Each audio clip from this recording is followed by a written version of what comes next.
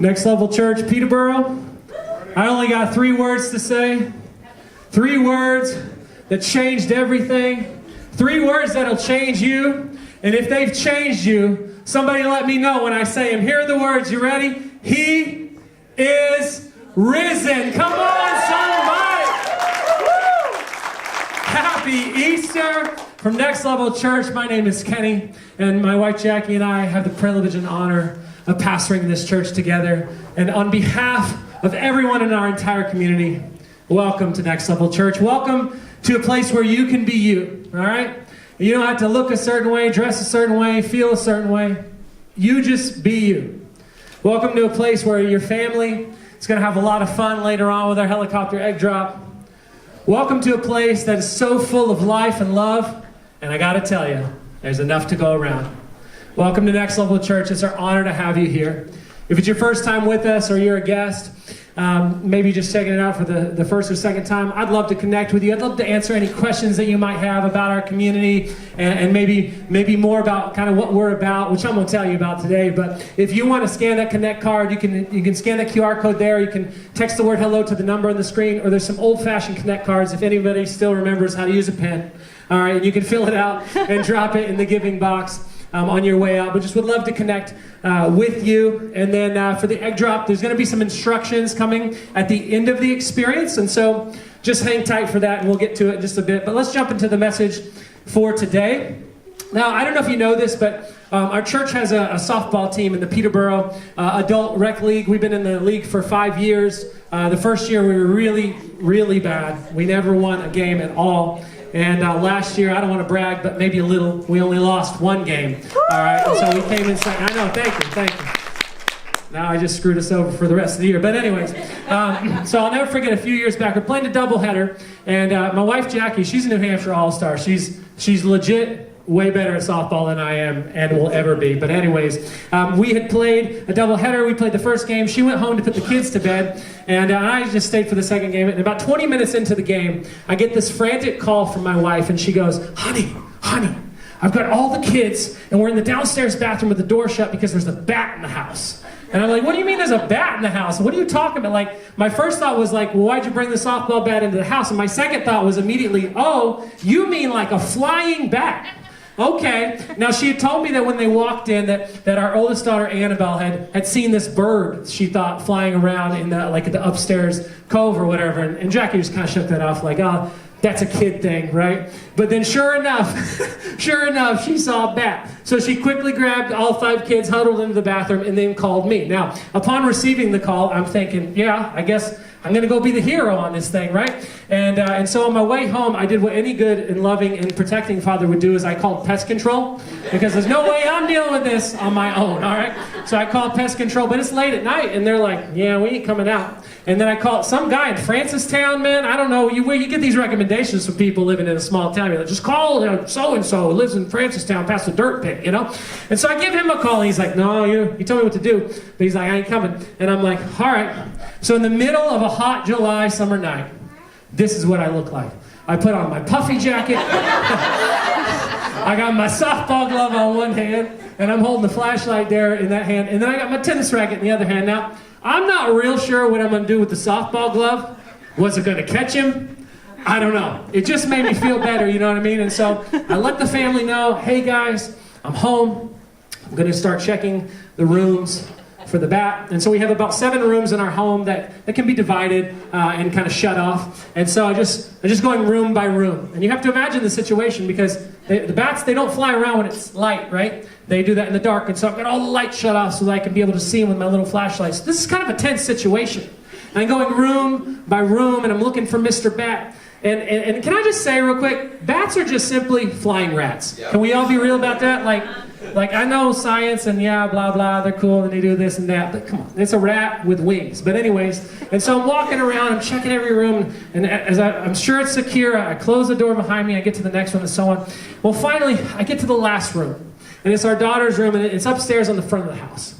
And I go in there, and I just open the door ever so slightly and peek through the crack, and sure enough, there's the world's largest bat flying around my daughter Annabelle's room, and I'm like, oh my gosh. Now, church, it took all the courage in the world that I had to walk through that door and close it behind me, okay? And now you can imagine I'm in one room alone with a bat in the dark, okay? And I'm looking for the bat. Now he's nowhere to be found, and I know I saw him in there. When I close the door, I'm like, where did he go? This is like a magic bat. I don't know what he's doing. And so I'm checking every nook and cranny, under the bed, in the closet, no bat. Well, finally I'm like, well, maybe he's hiding behind one of the blinds in the windows. There's 4 windows. So I start with the first one. This is a tense moment. I'm pulling up the blind.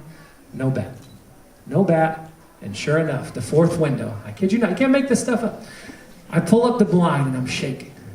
And there's Mr. Bat. And that's the fan with the window with the fan in it. And he's between the window fan and the screen. And I'm like, okay, so he's hiding. Because he obviously saw these guns and he's like a little scared. You know? I'm like, all right, cool, it's whatever. So I'm like really, really carefully moving the fan. And I'm shaking. I'm just shaking. I put the fan down. And then with one giant whack of that tennis racket, I'm like, bang! And I send the bat flying. I send the window screen flying. A couple pieces of the window broke off. And I'm like, I got him! I'm just screaming. I'm cheering. I look out the window and sure enough, there is dead Mr. Bat laying on the bulkhead. Now hang on, all you animal lovers, all right? Wait. It gets better. All right. So everybody cheers. We're happy. We get the kids in bed. I'm like, all right, we'll go outside and dispose of this guy. All right. And listen, I was trying to protect my family. All right. And I go down, and Mr. Bat, he's gone. So apparently I had just knocked him out, and then he flew away into the night. So he was safe. We were safe. He might have had a mild concussion, and I apologize. All right, but in advance. But what I thought was he was dead. But to my surprise, when I went down there to find him, he actually was alive. And I tell you that silly story to tell you this, that not everything that seems dead stays dead. Not everything that appears dead is really dead. I mean, my bat sure wasn't. And for some of you today, there are some areas of your life that appear dead. Maybe even some areas of your life that are dead. And perhaps it's a relationship that may have experienced some death over the past several years. Maybe it was a slow death, or it's still in the process of dying. Or maybe it was a dream that you know God placed in your heart to do and to pursue, and it started out and you were just so full of life and on fire, but now that dream's just simply dwindled to nothing more than a pilot light. Or still maybe it was your health or the health of a loved one, and your finances, and maybe your lack of stability, or maybe it was an addiction that you thought you conquered, that you thought, man, I'm finally done with that, but then it just came back raging more than ever more. Or maybe it was a spiritual death, perhaps of your joy, maybe of your trust, maybe of your hope. Or maybe you're a person who used to follow God, but it's been a minute because you tried that once, and you know what, didn't really work out. If any of those things describe you or your situation right now, can I tell you that I serve a God who specializes in bringing dead things back to life. Amen. And I pray that today, that no matter where you are on your spiritual journey, that you will encounter and experience that God too. Because he wants to do it for you. He's done it for me, and he wants to do it for you. Now today we're going to be taking a look at a story about someone who was physically dead. And his name is Lazarus. It's in the Bible. And we'll get to a story in a minute because it's a pretty good one. But in this story, there's some other characters as well. And their names are Martha, Mary, a disciple named Thomas, and of course a guy named Jesus. And while the character in the story who gets brought back from the physical death is Lazarus, what we're going to find out is that these other characters that I just told you about are also going to experience some deaths as well, just not a physical one. In fact, what I want to talk to you about today is 3 types of death that maybe you are experiencing. And what exactly your God, who brings dead things back to life, wants to do for you in order to redeem those moments, in order to bring them back to life. And so with that in mind, let's jump into the story. It's found in the Bible, in John chapter 11. If you have a Bible with you, or it's on your phone, or we got some out of guest services, we'd love for you to take one. But John chapter 11, beginning in verse 1. A man named Lazarus was sick. He lived in Bethany with his sisters, Mary and Martha. So the 2 sisters sent a message to Jesus telling him, "Lord, your dear friend is very sick." But when Jesus heard about it, he said, "Lazarus' sickness will not end in death. No, it happened for the glory of God, so that the Son of God will receive glory from this. So although Jesus loved Martha, Mary, and Lazarus, he stayed where he was for the next 2 days. Finally, he said to his disciples, let's go back to Judea. But his disciples objected. Rabbi, they said, only a few days ago, the people in Judea were trying to stone you. Are you going to go there again? Now, I want to pause there for a moment in the story because I want you to get a full picture of what's happening here. In this story, you can see that it's a pretty hopeless situation, that Lazarus is very sick and he's on the verge of death. And this is not just some random person who's requesting the help of Jesus. The text tells us that Lazarus was a friend of Jesus, a friend of Jesus in the flesh. And Mary and Martha, his sisters, they're also friends of Jesus. And so these are people that Jesus very much loves while he was on earth. He had his relationships with them. He cares about them. But he knows that if he goes, and he goes right away, that he'll forfeit the opportunity for people to see the power of God on display. And so the Bible tells us that he stays where he was for the next 2 days. And then Jesus tells his disciples, hey, look, we're going to go back to Judea. We're going to check up on Lazarus. Now, if you don't know what a disciple is just Jesus' closest followers. It's really just a person who's seeking to become like another person. And in this case, in the case of the Bible, the disciples, when it talks about them, these are just people who are trying to become like Jesus, okay? That's what a disciple is. And I don't want you to get tripped up in the Christian language, but disciples they're nervous because apparently earlier something had gone down in Judea. They don't tell us what, but something had gone down where the people there tried to stone and kill them. And so, fair enough.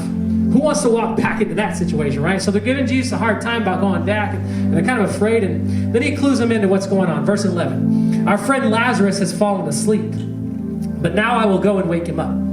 The disciples said, Lord, if he's sleeping, he'll soon get better.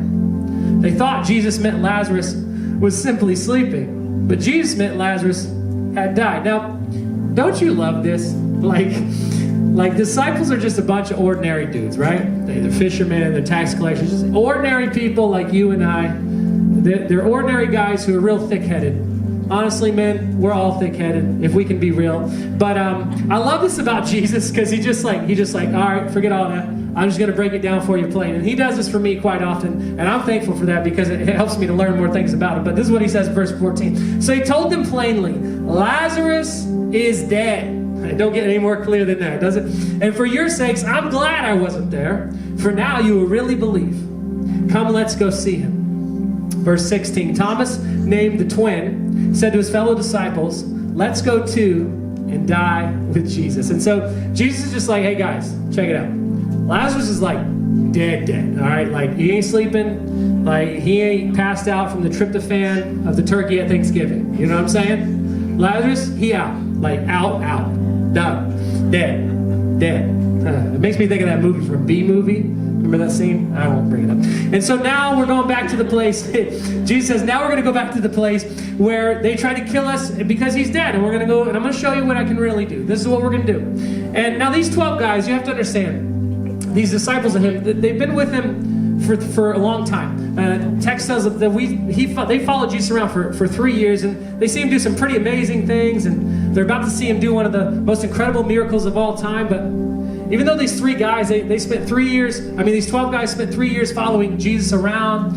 They witnessed every miracle. They witnessed every speaking event. I can imagine they had an impromptu fire or just a time with Jesus, which just sounds amazing. But even though they'd seen all that, later on, when Jesus goes to die on the cross, all these friends of his, these disciples, they all abandoned him. Every single one of them.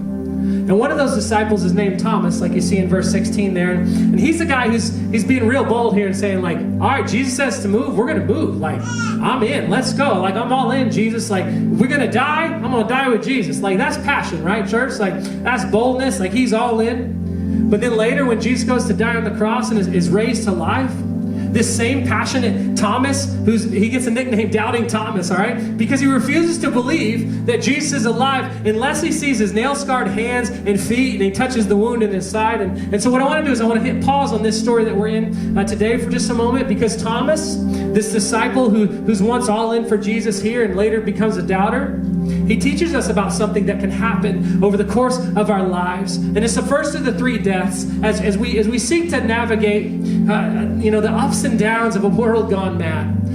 This can happen to us sometimes. It's the first of three deaths, and it's this. Dead in our doubts.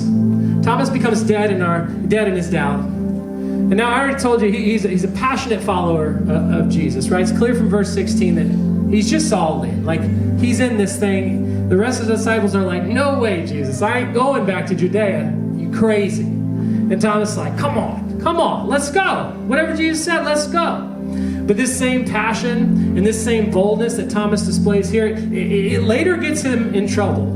And so if you want to flip with me over to John chapter 20, this is what happens where when Jesus, he dies and he's raised to life again and he reappears to his disciples. Look at what happens. And we'll see Thomas a little bit different here. Verse 24. One of the 12 disciples named Thomas, nicknamed the twin, so that shows us it's the same guy, was not with the others when Jesus came. They told him, we've seen the Lord. But he replied, I won't believe it unless I see the nail wounds in his hands, put my fingers into them, and place my hand into the wound in his side. 8 days later, the disciples were together again, and this time Thomas was with them. The doors were locked, but suddenly as before, Jesus was standing among them. Peace be with you, he said. And then look what he does here. I love this. He said to Thomas, put your finger here. Look at my hands. Put your hand into the wound in my side.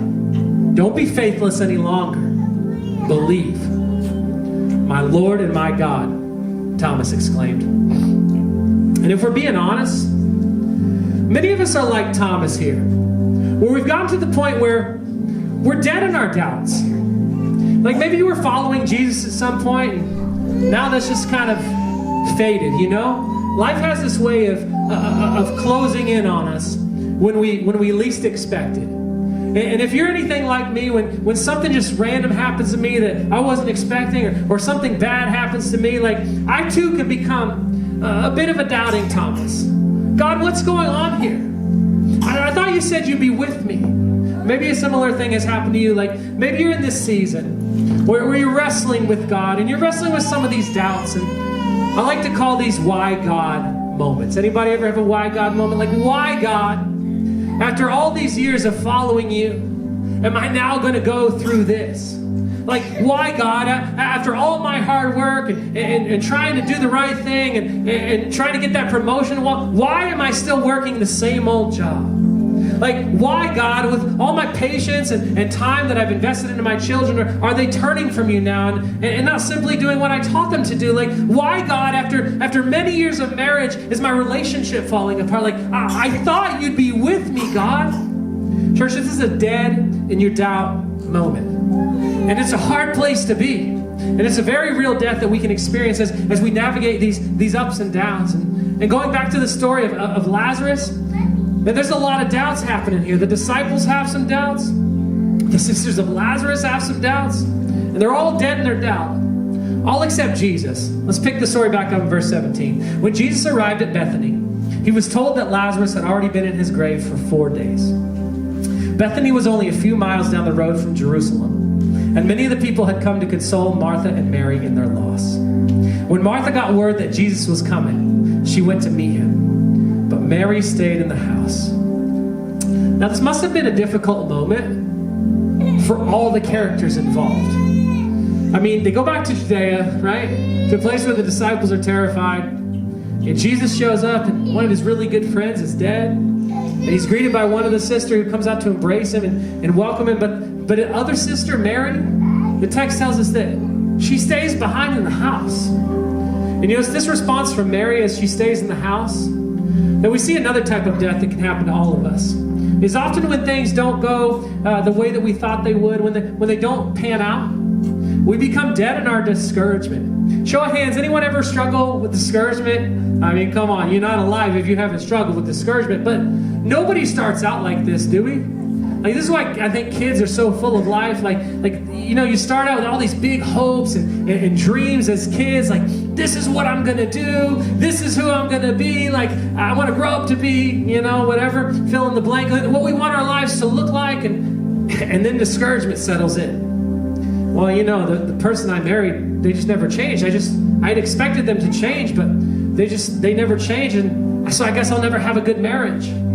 Like, I was supposed to be past the point of this job I'm in. This was supposed to be temporary, but nothing ever seems to open up, and I'm never getting promoted, and I'll never get that job, and so I guess it will always be this way. Dead in our discouragement. Like, I struggled with depression for so long, Pastor. You don't understand. I try to be positive. There's something I just can't shake. I'm sorry, that struggle's really real. Like, it never seems like I'll beat my addiction. You know, I don't know why others can do it, but I can't. Like, I guess I'll just never be free. I guess I'll never have joy. I guess my lot in life is to just try and survive.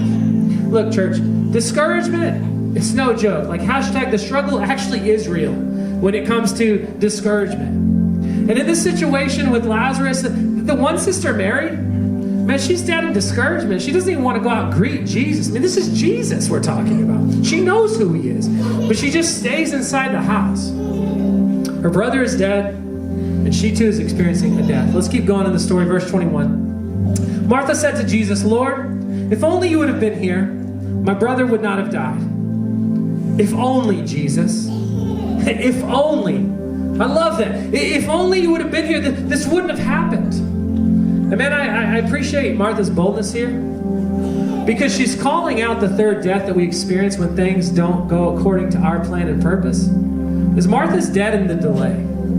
Dead in the delay. And you know, the delay, that's the area between where you are and where you want to be. And it's in that space, the delay, where your spiritual enemy, the devil, man, he wants to bring death in that space, dead in the delay. Like, maybe you're still waiting for God to do something. Maybe it's an unanswered prayer. I don't know. Maybe you've been praying for a baby and you're trying to get pregnant, but nothing's happening. You're just in a delay. That's a hard wait. You're waiting for the healing of a loved one or perhaps yourself, but every time you go to the doctor, the results stay the same, and you're just kind of in the delay. Dead in the delay. Unanswered prayer, failing marriage. You're waiting for a turnaround, a miracle. You're dead in the delay. And maybe you feel like there's not a plan. Maybe you feel like there isn't any hope. And in this story we're exploring today, it doesn't really get any worse than this, does it? I mean, Lazarus is dead. Mary's too heartbroken to even come outside. The disciples are too afraid to even follow Jesus over to Judea. Martha's so upset that she knows he could have done it, but he was too late. Dead in our doubts, dead in our discouragement, and dead in the delay. What do you do when you can't see a way forward? When you're dead in all these things and you can't see a way forward, what do you do?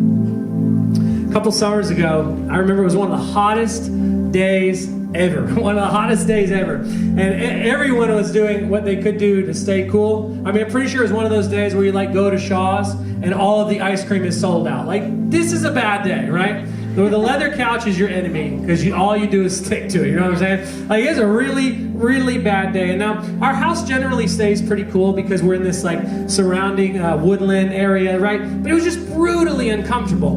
And I got to the point where like, oh, as a man of the house, I'm going to do something about this. And so I jumped in the car, I drove to Job Lot, and my plan was to buy an air conditioner, an AC unit, like a big one for the living room. Like, I don't care what it costs, I'll make it happen, I'll do it.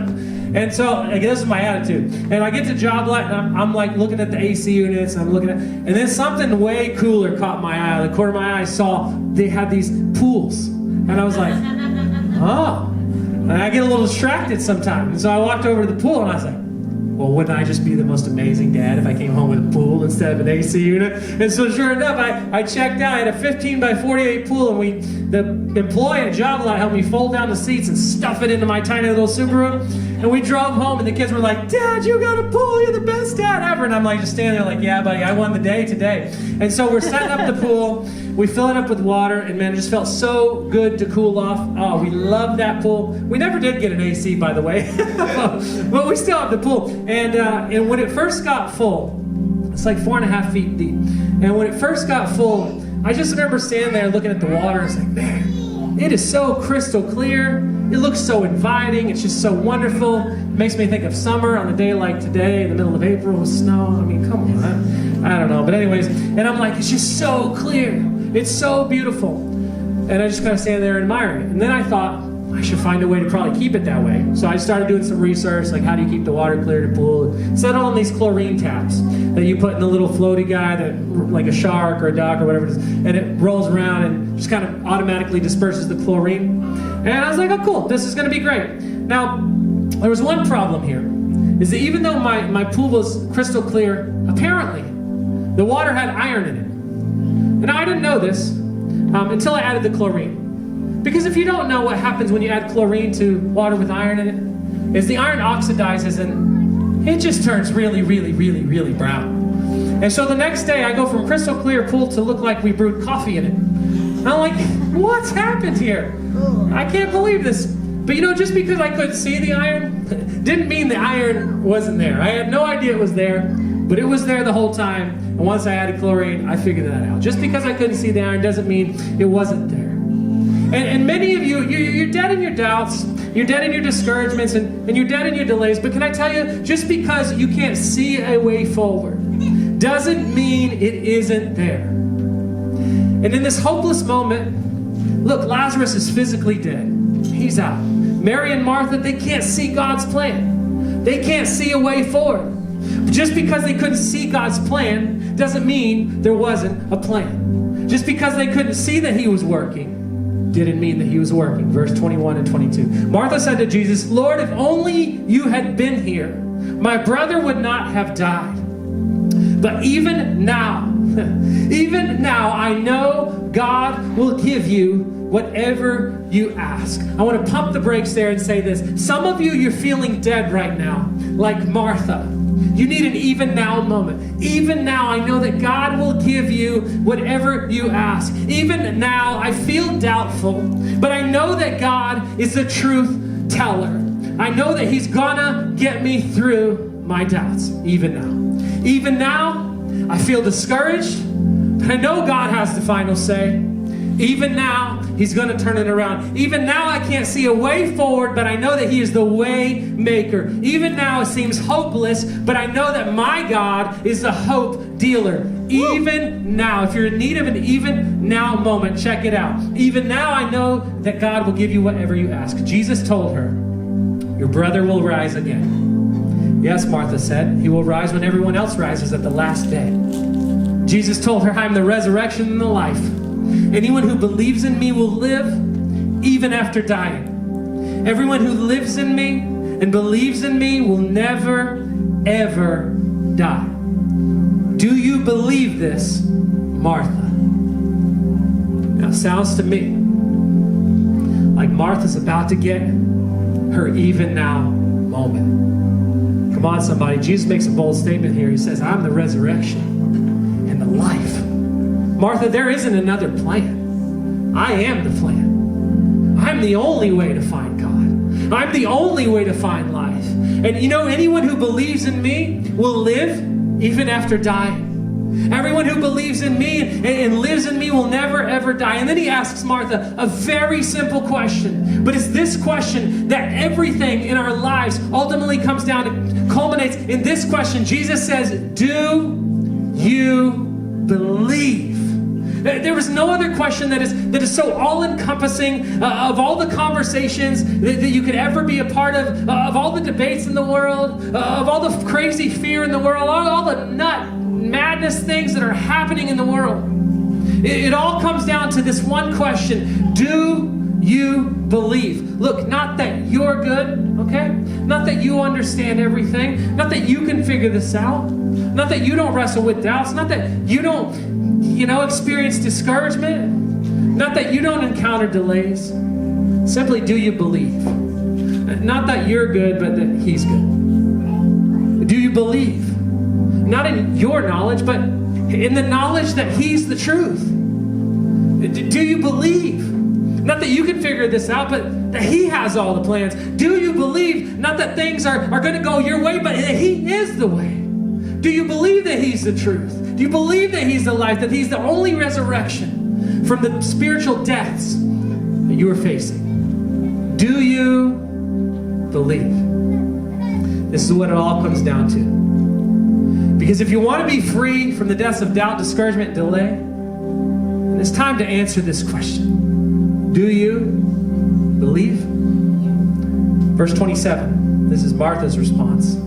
Yes, Lord, she told him, I have always believed that you are the Messiah, the Son of God, the one who has come into the world from God. Do you believe? Martha believed. And look what happens next, verse 43. Then Jesus shouted, Lazarus, come out. And the dead man came out, his hands and feet bound in grave clothes, his face wrapped in a headcloth. Jesus told them, unwrap him and let him go. Martha believed, and Jesus came through. Do you believe? Look, they roll up to Lazarus' tomb. Jesus says, hey, get that stone out of here. I got something to show you. Then he says, come out, Lazarus. I love this. And the dead man came out.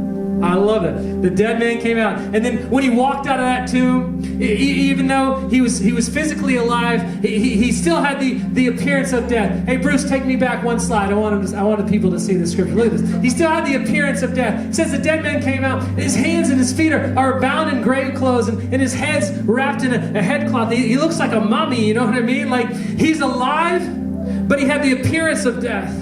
And I love what Jesus says next. After he raised him from the dead, after he performs the miracle of all miracles, after Martha's faith-filled declaration, yes, I believe, was followed up with something that only Jesus can do.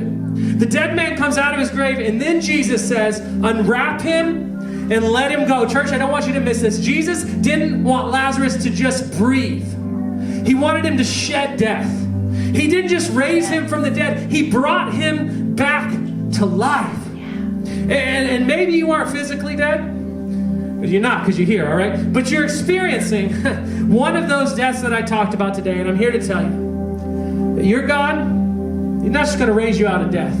That would simply be enough. No, but He wants to breathe life back into your bones. You might think you're living, but you're still wrapped up in grave clothes. Can I tell you that it's time to shed death? It's time for you to let God unwrap you from the grave clothes.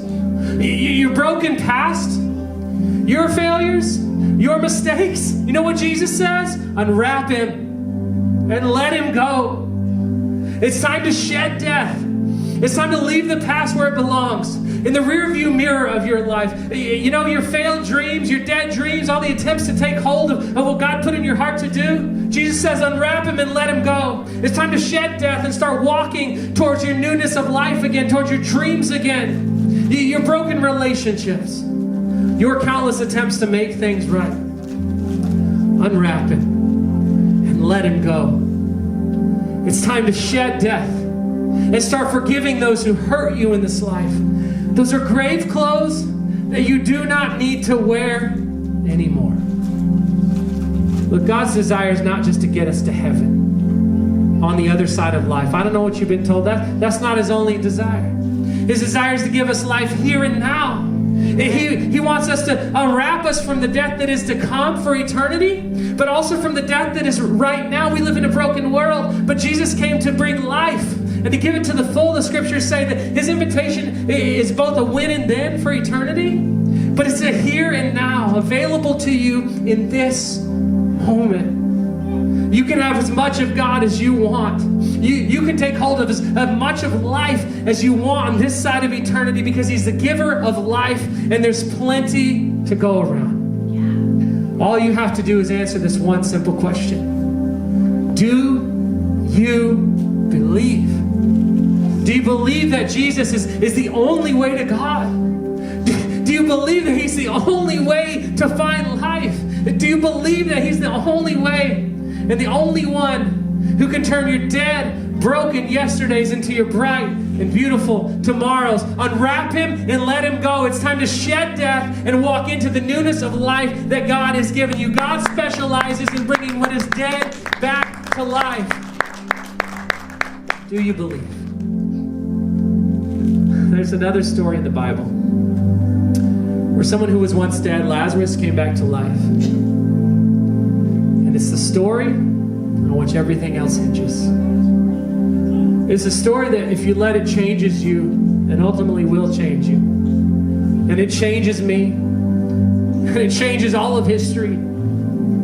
all of eternity, forever. And it's in Luke 24, 1 through 6. But very early on Sunday morning, the women went to the tomb, taking the spices they had prepared. They found that the stone had been rolled away from the entrance. So they went in, but they didn't find the body of the Lord Jesus. As they stood there puzzled, two men suddenly appeared to them, clothed in dazzling robes. The women were terrified and bowed with their faces to the ground. The men asked, "Why are you looking among the dead for someone who is alive? He isn't here. He is risen from the dead." Church, that's the story of Jesus. That's a story that's changed me forever. And that's a story that changes everything. Do you believe? Because if so, then it's time to stop looking for life among what is dead. It's time to leave behind your grave clothes and step into the new life that God has prepared for you in Jesus Christ. And if you're ready to do that today, then Jesus has one simple command for you, and it's the command he gave to Lazarus. Come on out. Step out of the tomb. And when you do, when you step out of that tomb of your dead yesterdays and you start walking towards your new life in Jesus, he's going to help you to shed death and walk in life, unwrap him, and let him go. New life is yours today, here, now. It's time to come out of that grave. One question. Do you believe? Let's pray. Jesus, thank you. I don't even know that our words would ever be enough, but thank you. Thank you for stepping down into our time, becoming like us, taking on human form, living the life that we live, facing the temptations and trials that we face, and somehow through it all remaining sinless and perfect, so that you would go to the cross, so that you would die for our sin, that so you would die for the thing that separated us from the living God, from the God who created us, from the God who wants to have a relationship with us. But he is perfect and we are not, and those two things can't coexist, perfection and imperfection. But Jesus, you're the bridge and you made the way. And you took upon yourself the sin of us all. And God, there is no one who's good enough who could ever be in relationship with God. That's why I stand here. Because I was never, ever be good enough. And likewise, there's nothing that we could ever do that is bad enough to separate us from the love of God. Nothing can separate us from what you've done for us, Jesus. And so if there's people here today who were on the fence, they didn't quite know how to answer that question, do you believe? God, I believe they came here for an egg drop, but I believe you want to give them more than that. I believe you want to give them life today. Jesus, I believe that you want to change their forever. I believe that you want to change the course of history in their family. I believe you want to change generations that are to come because of what happened today. Because of the power of a God who brings dead things back to life. I believe that you're in the business of change. And so today, if someone was on the fence to that question, do you believe? I pray that now they cross over that line and say, yes, like Martha, I believe that Jesus Christ is the only way to find love, to find life, to find freedom, and to find God. He is my salvation and only salvation. And if that's you today, you can just pray the simple prayer in your heart. You don't have to say it out loud. You just say, Jesus, I give everyone and everything to you. I confess that I'm not enough. I confess that I can't do it apart from you. I give everyone and everything to you, and I ask you to change me from the inside out. I ask you to make me a new creation in you. I answer that question, do you believe, with yes. I believe you are the Son of God who came for the salvation for all. In Jesus' name we pray.